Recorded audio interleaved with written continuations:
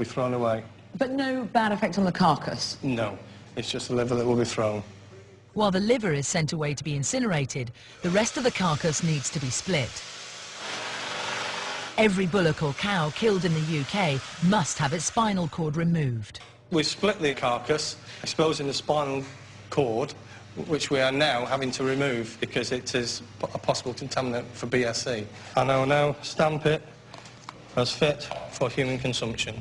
The carcass will be stored overnight with the other one in the abattoir's refrigeration unit and will be sent to the farm tomorrow morning. Those conditions, I must admit, were much better than ones that I've read or seen on the internet. But for me, the killing was still traumatic, and the way the animal dropped onto the floor, I couldn't actually watch that. I was a real coward. It was a good experience, actually. I'm glad I got to see it being done because I think my imagination was worse than the reality. The most shocking bit was when they took the head off. The blood, you saw the... And I'm not very squeamish, so that sort of thing doesn't normally bother me, but I've just never seen it done before. I was shocked at my own reaction. Shit, sorry. I really thought that I'd be okay with it, as in just seeing the animal die. I mean, I was shocked I actually reacted in the way I didn't think I would react.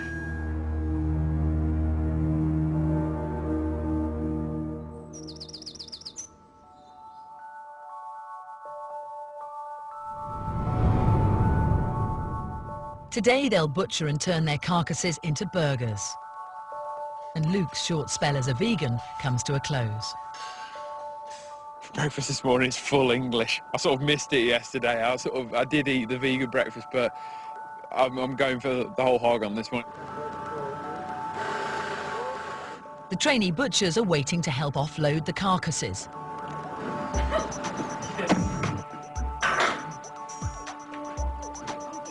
Give it a good push. It's quite heavy. You want to have a go, James? No, thanks. I don't really want to touch it. Peter, sorry. Respectfully, I'd like to decline. But non-meat-eating Christella is willing to get hands-on. Christella, look at you, a butcher at work. No, not that exactly. It's not a living creature. For me, it was about the killing process. Now it's done. The groups are once again split into two. Butcher John Nash is taking the flesh from the neck, and he'll show his group how to remove the meat to make their burgers. Instructing the second group, Tubbs Moran. He's showing Mawson, Kerry and Christella the difference between the meat from yesterday's slaughter and the 4-week hung meat the farm normally uses to make burgers. You feel this is just all floppy and horrible, isn't it? It's full of moisture, that is. This here is set up. It's been hung for 4 weeks. All the moisture's been taken out of it. Peter, why do you hang your meat? Well, Julia, we've spent 3 years growing these bullocks. We've done everything we can to make them sensational. The hanging is adding the wow factor. We want that moment when somebody sticks it in their mouth to be, oh, that's gorgeous. The hanging makes a very big difference. John, what happens chemically to the meat while it's hanging here? If you tried to eat a piece of meat 2 hours after slaughter, it's almost inedible. 24 hours sends it on the right route. 4 weeks is brilliant. It's the enzymes, really, within the meat that cause slowly these changes. This has been hung for about a week and still retains the sort of cherry redness you will see in typical supermarket beef. This has been hung for between 3 and 4 weeks. Almost black. And where it's got a deep burgundy wine colour, and the taste reflects it. On a mass scale, what would the normal hanging period be? They're going to hang on for 24 hours. If you're killing that many animals a day, you just can't afford to have that big a refrigeration unit. Back in the processing room, Mawson, Christella and Kerry are cutting out the neck meat from the bullock they watched die yesterday, and which they'll mince into burgers. It just hit me now that this is the actual animal that I cut back yesterday. But it doesn't bother me as I thought it would, so no. Non-meat-eating Christella even tries some butchery herself. Right, all you're doing is just cutting down close to this dark meat. Okay? I'm not very this, I'm sorry. Can I give it back to you? Yeah, sure. Yeah, okay. Sorry. Explain the difference between a prime cut and a cheaper cut. Mass market butchers reckon the big rump is the expensive cuts. The further you go to the neck, the more scraggy it is, the more suitable it is for mince. There are some muscles which are quite plain. those ones certainly will be some of the ones that we would use for mincing. The tastiest, most tender muscles are really simply the muscles that do the least work. Fillet steak comes from a muscle inside the abdomen that does absolutely no work at all. The tougher muscles are ones that have been put to more exercise, they have less fat in them, and they are more chewy, unless you break them up, for example, into mince, or you stew them for a long period. Now both groups have butchered the carcasses from yesterday's slaughter, they'll need to turn the flesh into minced beef under the supervision of Gary Morgan, the farm's head of processing. Even vegan James is lending a hand. What goes into a Piper burger? It's simply our red ruby beef mince and a little bit of onion, a little bit of tomato puree and just a touch of salt and pepper. Now Gary gets the group to operate the patty-making machine. Start to come out.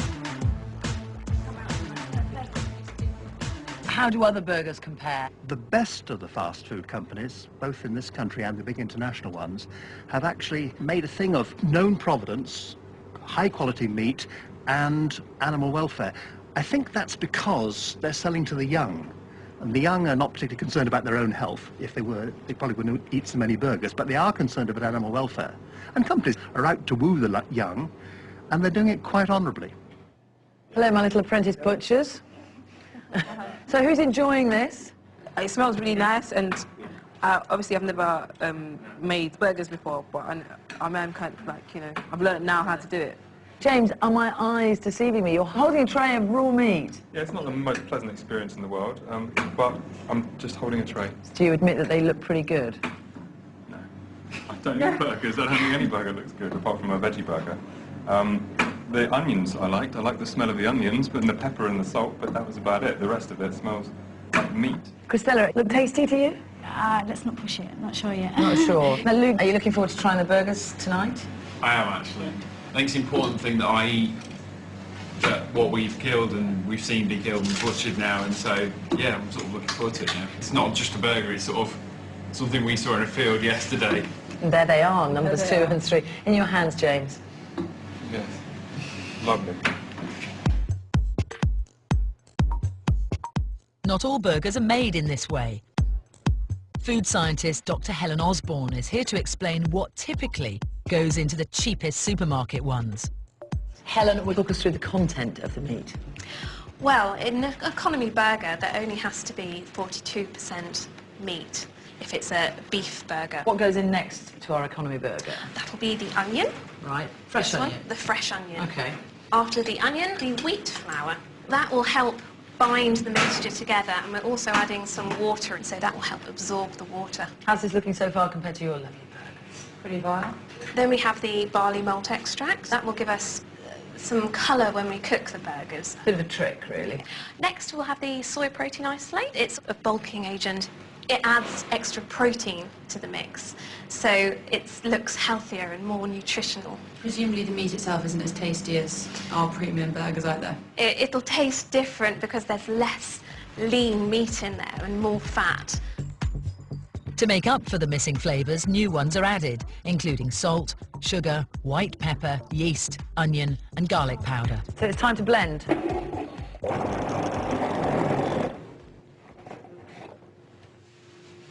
What do you think? It smells not as strong. It doesn't smell as fresh as the one we mixed earlier. It's horrible. To be honest. I wouldn't say it's horrible, but it's just not as strong as that one. The garlic and the onion kind of make it smell a bit nicer, but it's kind of there as a cover-up.